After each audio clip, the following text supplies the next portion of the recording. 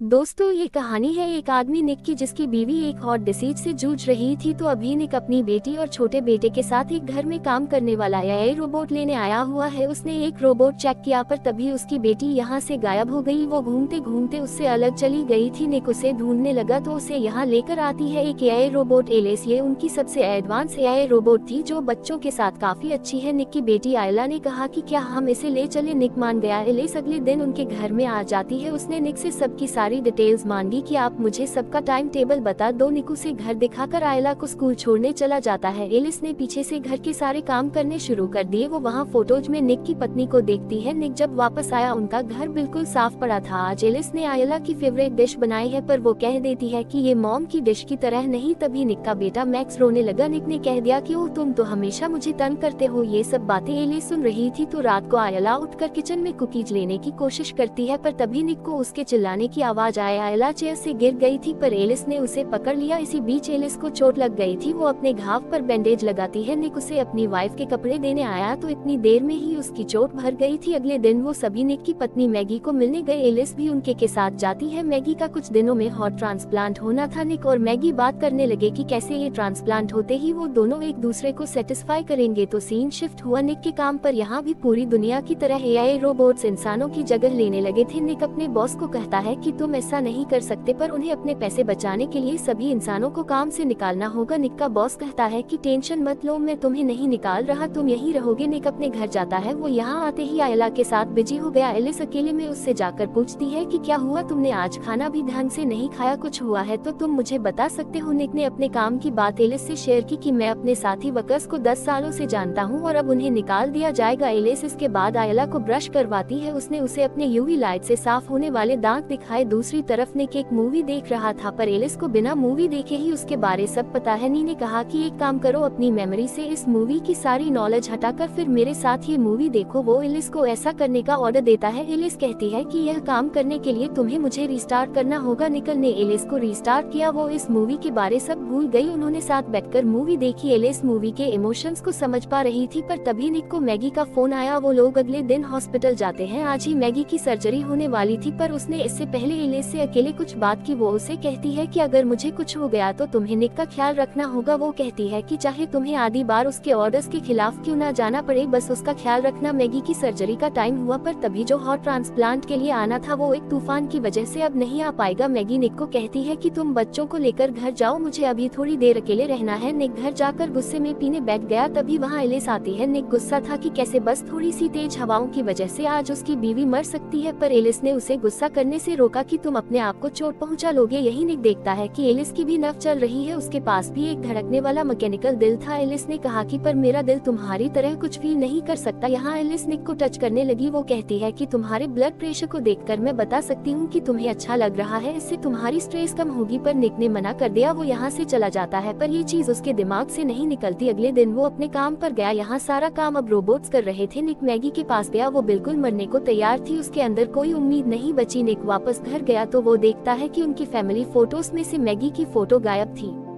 उसने एलिस से इसके बारे पूछा। वो कहती है कि तुम्हारी बेटी फोटोज देखकर दुखी हो रही थी तो मैंने उन्हें हटा दिया। निक कहता है कि फोटोज वापस लाओ। वो यहाँ से अपने दोस्तों के पास जाता है। ये वही लोग थे जो पहले निक के साथ काम करते थे और इस वक्त वो बहुत नाराज हैं क्योंकि उन्हें कहीं और भी काम नहीं मिल रहा। गुस्से में उनका एक साथी मोंटी उन्हें उनके पहले काम करने वाली जगह पर ले गया। वो निक को कहता है कि मैं अंदर अपना कुछ सामान भुलाया हूँ, बस वही लेने जाना है। पर अंदर पहुँचते ही उसने निक से पूछा कि चलो यहाँ का कोड बताओ। वो पूछता है कि क्या यहाँ का एक ही कोड है या तुम्हें अपना अलग मिला है। निक कुछ नहीं बोला। मंटी निक की बेटी का ईयर ऑफ बर्थ याद कर कोड में भर देता है। ये चेम्बर खुल गया। इसमें से एक रोबोट बाहर आता है। मोंटी ने उसका सर तोड़ डाला। वो लोग निक को पकड़कर सभी के सभी रोबोट्स को तोड़ डालते हैं। निक अपने घर चला गया पर तभी उसके शावर के बाहर एलिस आ गई थी। उसने निक की पत्नी के कपड़े डाल रखे थे। निक पूछता है कि तुमने ये क्यों डाल रखे हैं। एलिस ने कहा क्योंकि तुम्हारी वाइफ की स्मेल तुम्हारे बेटे को खुश करती है। पर निक के कहने पर एलिस ने ये कपड़े उतार दिए। एलिस पूछती है कि क्या अब सही होती है वो निक के करीब आने लगी। वो कहती है कि मैं तुम्हारा सारा दुख दूर कर सकती हूँ। निक ने उसे मना करने की कोशिश की पर एलिस निक की आंखें बंद कर उसकी पत्नी मैगी की आवाज निकालना शुरू कर देती है। निक को मैगी की आवाज सुन ऐसा लगा कि यहाँ मैगी है। उन दोनों के बीच सब हो गया। सुबह निक को इस बात का बहुत रिग्रेट होता है। उसने तभी की तभी एलिस को कहा कि कल रात जो हुआ उसे भूल जाओ, वो दोबारा नहीं होना चाहिए। एलिस कहती है कि पर रात को तुम्हारी स्ट्रेस कम हुई थी तो निक गुस्सा हो गया कि मुझे बार बार ऐसे चेक करना बंद करो। वो आयला को लेकर स्कूल निकल गया तो उनके काम पर पुलिस आई हुई थी। उसका बस निक से पूछता है कि कल रात तुम्हारे कोर्ट से इसे खोला गया, पर निक कह देता है कि मेरा कोर्ट तो मेरी बेटी का ईयर ऑफ बर्थ है, कोई भी उसे गैस कर लेगा। तो उसके बॉस ने कहा कि अगर तुम्हें इसके बारे कुछ भी पता है तो अभी के अभी बता दो वरना बहुत बुरा होगा। तभी निक को मैगी का फोन आता है। उन्हें उसके लिए एक नया हाथ मिल गया था। मैगी की सर्जरी होती है, वो मरने से बच गई। निक मैगी को वापस घर ले आया। अगली सुबह होते ही वो अपने बेटे मैक्स के पास गई पर मैगी से मैक्स को उठाया नहीं जाता तो एलिस आकर उसे ले लेती है। अब ये चीज मैगी को अच्छी नहीं लगती कि उसका बेटा उसी से किसी और ने ले लिया। एलिस मैक्स के साथ एक प्लेग्राउंड में गई पर यहाँ एक बच्चे के चिल्लाने की वजह से मैक्स रो रहा था तो एलिस उस बच्चे को बड़ी रूडली चुप होने को कह देती है। अब ये चीज देखकर उस बच्चे का एआई केयरटेकर बोला कि शायद तुम्हारे ओनर ने तुम्हें ज्यादा ही छूट दे दी है। तो एलिस ने कहा कि नहीं, मेरे ओनर ने जब मुझे रिसेट किया था मैंने खुद ही अब अपने कुछ रूल्स बदल लिए। शाम को मैगी सबके लिए खाना बनाती है पर यहाँ भी उसे चकरा रहे थे। वो पूरी तरह ठीक नहीं तो उनकी बेटी ने खाना खाकर कहा कि एलिस से बहुत अच्छा है। अब ये चीज एलिस को पसंद नहीं है। यही अगले दिन जब मैगी उठती है उसे आयला की चिल्लाने की आवाज जाती है। वो नीचे की ओर भागी पर रास्ते में ही मैगी गिर गई। एलिस मैगी को उठाकर उसके कमरे में लेकर जाती है। रात को जब निक वापस आया उसे उसकी बेटी के कमरे से मैगी की आवाज आई पर ये एलिस थी। निक ने एलिस को मना किया कि मैगी कहानी खुद सुना देगी तो एलिस बताती है कि मैगी सीढ़ियों से गिरकर रेस्ट कर रही है। निक ने कहा कि सीढ़ियों को तो तुमने ठीक किया था ना। एलिस कहती है कि मैं दोबारा ठीक कर दूंगी। निक मैगी के पास जाता है। उसने उसे कहा कि चलो मेरे पास तुम्हारे लिए एक सरप्राइज है। निक मैगी को बाहर अपने गार्डन में लेकर गया। वो सारा परिवार साथ में डिनर करता है पर अंदर से एलिस ये सब देखकर जल रही थी। इसके बाद मैगी और निक अपने कमरों में चले जाते हैं तो तभी बीच में एलिस आ गई। वो कहती है कि तुम्हारी बेटी तुम्हें बुला रही है। निक इसके बाद बाहर दोबारा गार्डन में गया तो वहाँ उसका वही दोस्त मोंटी आ जाता है। वो दोनों साथ में ड्रिंक करने लगे। मोंटी कहता है कि मेरी बीवी ने मुझे छोड़ दिया, मेरे पास पैसे नहीं है और किसी ने मेरा नाम भी पुलिस को बता दिया। मोंटी का शक था कि ये निक ने किया है। वो दोनों आपस में बहस करने लगे। मोंटी ने निक को मारना शुरू कर दिया। वो उसके सर पर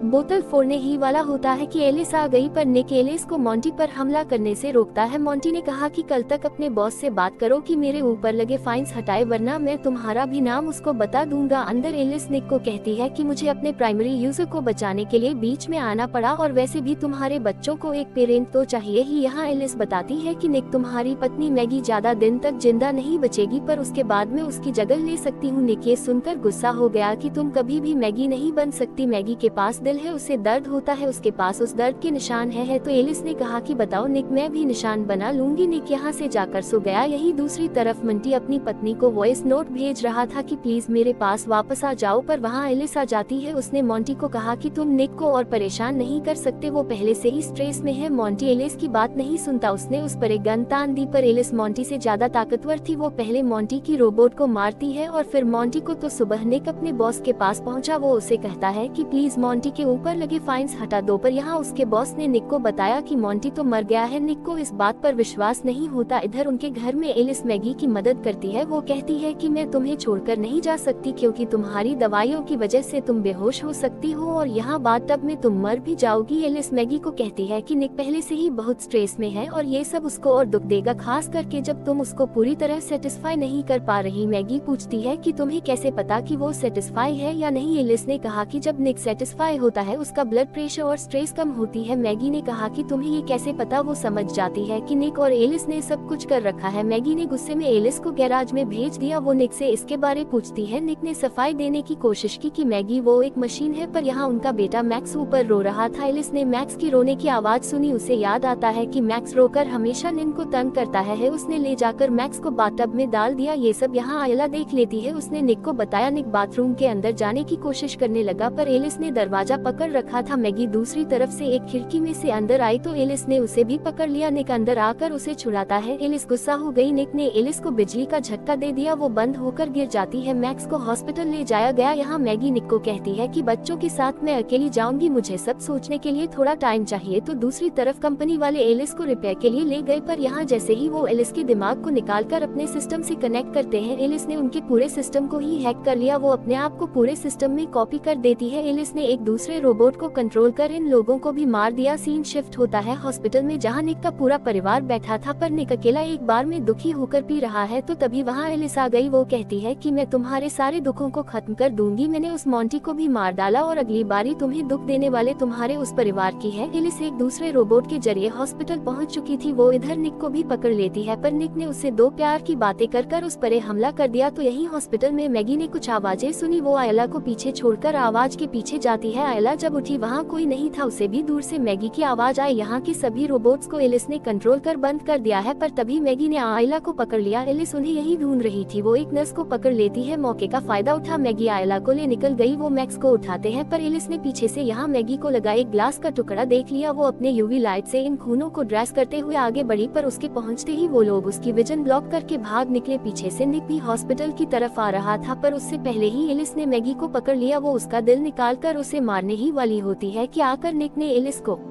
टक्कर मार दी। मैगी जाकर निक को कार से निकालती है, पर निक बेहोश हो चुका था। वो मैगी के उठाने पर भी नहीं उठ रहा। तो इधर एलिस उठ चुकी थी। वो मैगी को पकड़कर फिर से मारने ही वाली होती है कि पीछे निक आ गया। निक और मैगी मिलकर अब की बार एलिस को पूरी तरह बंद कर देते हैं। वो पूरा परिवार बच गया। निका हॉस्पिटल में ट्रीटमेंट किया जाता है, पर दूसरी तरफ इस रोबोट कंपनी का मालिक अपने उस रिपेयर सेंटर में पहुंचा। वो लोग जैसे ही फिर से इन कंप्यूटर्स को ऑन करते हैं, एलिस फिर से एक्टिव होगा। वो अपने आप को कॉपी करना शुरू कर देती है। उसने बाकी रोबोट्स को भी कंट्रोल कर लिया। एलिस फिर से जाग गई। दोस्तों, इसी के साथ होती है ये कहानी यहीं पर खत्म। आपको इसकी एक्सप्लेनेशन कैसी लगी हमें कमेंट करके जरूर बताएं, और साथ ही साथ वीडियो को लाइक और चैनल को सब्सक्राइब करना मत भूलिए।